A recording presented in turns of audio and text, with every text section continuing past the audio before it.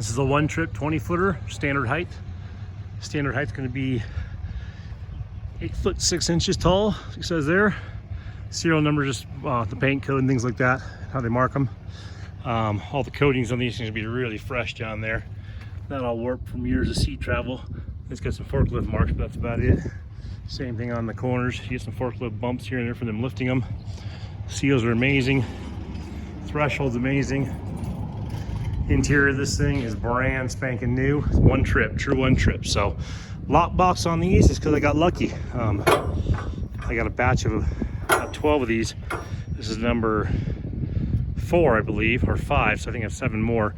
They all came with lock boxes, all the same color, all the same look. And like I said, maybe a little touch on the forklift. The company I get them from does roll a quick coat over this thing to match it so it looks nice and pretty, and just keep it from calcifying or rusting any further, because when they pick them up at the porch, they grab that in the corners, and the forklift will occasionally do a little scratch on there. So anyway, this is a one trip. So when I say one trip, it should look like this.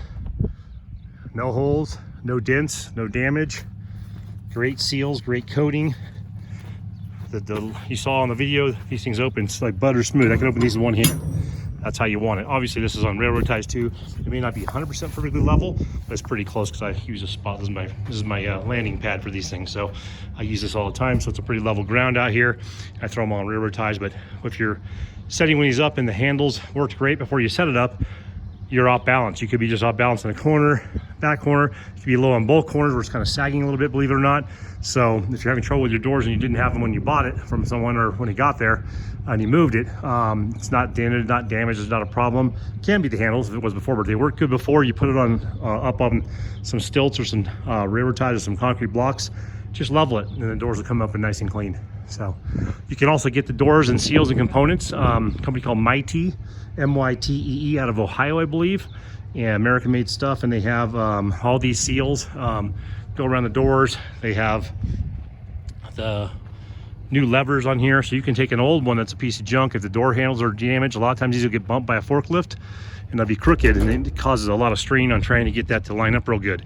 So the latches might be good, the latches on the container might be good, and the handles might be good, but there might be a kink in these. You can buy brand new ones. So M-Y-T-E-E, Mytee online. And there's another guy who goes by the Container Guy on YouTube. I watch his stuff a lot. He's up in Canada.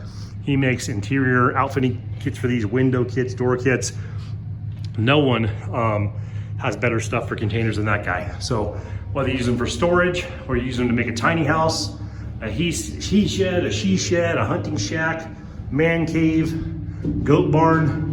It's be a really nice goat barn. But anyway, the Container Guy is a great resource for kits to insulate these, window kits, door kits. The guy knows his stuff. He trials and errors just like me. He cuts them apart and does stuff, but to a whole nother level. But the guy doesn't just talk about it. He creates stuff and perfects stuff as he goes along, and changes stuff as he finds better avenues as well. So anyway, one trip. The floor is immaculate in this thing, other than just a little bit of dust and debris from the one trip of taking the items out of here with the forklift. But I mean, no damage, no nothing. Seals are great. Anyway, this is gonna be available up in the Concho area. I just thought I'd share a video. Also the unloading, because a lot of people ask about that. So that's an Iron Bull trailer, 24-foot hydraulic tilt deck, 2 7K axles, modified with 10-inch, quarter-inch thick, 10-inch long, or 10-inch wide, 20-foot stretch, minus that was already there. Put these in place just to preserve the deck. I'm going to go ahead and treat this deck. I'm actually selling this trailer and buying the exact same thing with a gooseneck. So nothing wrong with this one. It works perfect. I'm going to miss this thing. It's created a lot of opportunities. I also welded the tongue a little higher on this one, which is nice because like on my curb belt, my larger trailer I just bought, they actually welded up a little higher. Kind of what I did when I modified this one after breaking it once, repairing it once, and then realizing it's too low. So I put it up a little higher, probably barely within restrictions of how high it can be. But anyway, made bumpers on this one. I'm gonna make a brand new set of bumpers for the new purchaser, the new owner of this trailer. Stained the deck today. I added a 12,000K Harbor Freight winch onto this thing. I can't say that these are amazing. I'll just be straight honest. This older model, the Badlands, and the one they had before this is pretty crappy condition. I mean, sorry, I mean, not crappy condition. It's not the greatest performer. It does what it says it'll do. It's just not I guess, a high efficiency. You know, it's not a Warn winch. Of course, it costs a third of a Warn winch. And if you get the warranty, it definitely pays itself off in full. So I've gone through 3 of these in a year, if that gives you an indication. I'm not real hard on them as far as normal usage, but when I use them, I'm pulling the maximum capacity out of this, not by weight, by just a dry pull. I would suggest the newer version they have that has a different motor and different gear set that looks a little more rubberized, like the Apex, something they call it down there. It's about twice the price, about $600, but it's still quite a bit cheaper than a typical Warn winch or some of the other big names on the brand. Rough Country also makes a pretty good. They do like off-road kits, but Rough Country has a closer to a Warn knockoff that's still in a cheaper price range. 24 series battery to run it. I run an SAE cable from the battery. You see the lead right there, down through the rails and into sharing a piggyback with this decrepit looking setup here. I'm going to clean up today, make it look nice. Anyway, so this is a 24-foot iron bowl. People talk about iron bowls, man. I tell you what, I've been plenty happy with the welds in this thing. I don't abuse my trailer. Like I said, I would take the extra steps to make sure it was going to hold up real well here. Made the extra efforts. I mean, you can see the scrape marks. Occasionally I get one on here with no pucks, but also those pucks I showed you in the video just now, it's a saver too. If you go in the container business and you want to, or even just hustle them, you know, just to get them around, this is a good investment. I don't know if you can even read the brand on there. Once again, that MyTee, M-Y-T-E-E company sells these through them. It's not their product, but you can see it takes a lot of abuse. So you got a big metal object, will slide on metal really well, but it'll slide really good on that. If you ever had a skateboard and you used to have like rails on your skateboard, or you put like a coping piece, like a truck cover, that's kind of plastic to slide on a mini ramp or on curves in your skateboard back in the day. Same concept right here. Comes from the towing industry, but it's specifically designed for containers.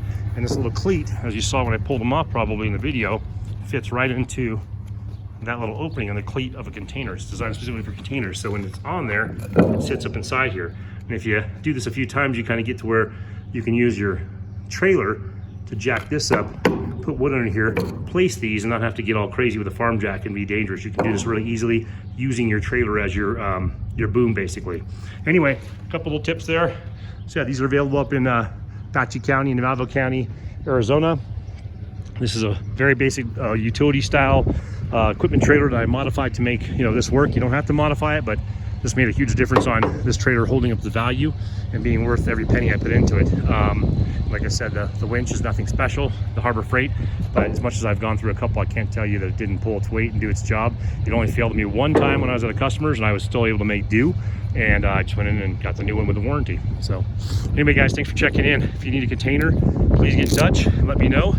And if you found this informative, great. If you have any questions, put them on there. I try and do everything I can to answer all the questions of anyone that subscribes to my channel or people that just pop in and do a quick question. If you're going in the container business as a side hustle or as a regular deal, I can give you a little bit of advice on there, but I'm not the Johnny Law, so you have to kind of check with your local ordinance and what state you're in and what the supply and demand is for the product as well. Right on, guys. Stay safe out there.